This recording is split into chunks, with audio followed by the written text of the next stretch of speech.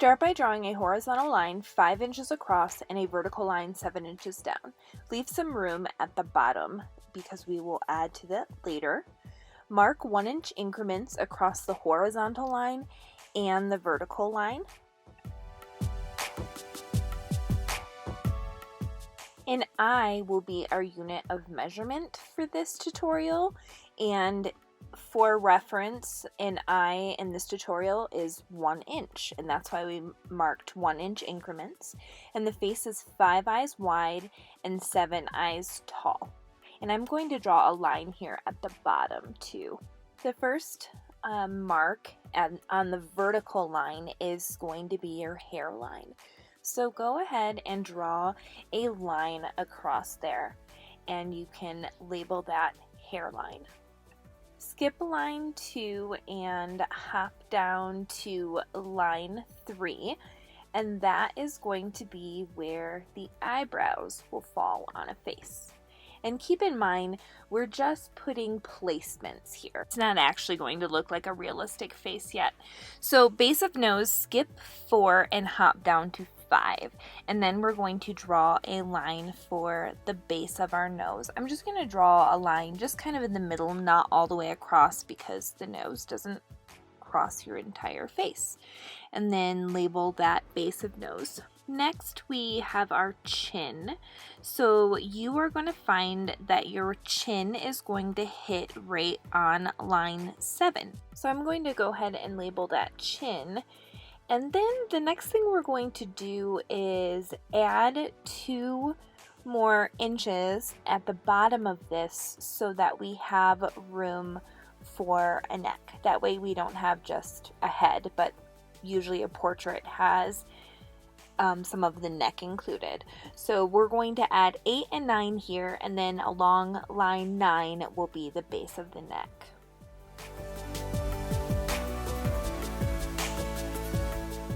So since eyes are our unit of measurement, sometimes it's helpful to actually draw some kind of like little eye shapes up here at the top, especially as we start plotting in where eyes actually go on your face. So you can draw some little ovals here if you'd like to.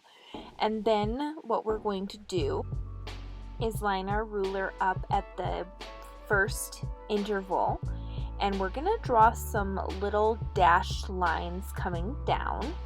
Then you're also going to be drawing them at the second interval, at the third interval, and at the fourth interval.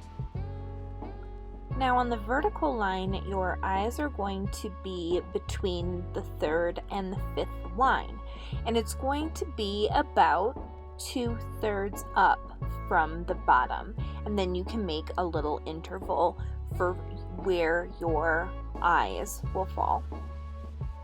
If you'd like to, you could just illustrate this with a little oval and then pay attention to your little dash lines coming down to see kind of how wide they need to be. So they're going in between the 1 and the 2, and then the 3 and the 4, and then the 2 and the 3 is your space. So there's 1 eye width in between. So now I'm going to bring these dashed lines all the way down to my eyes just so I can see those placements and measurements really nicely. It's going to help me for when I actually start to draw my portrait.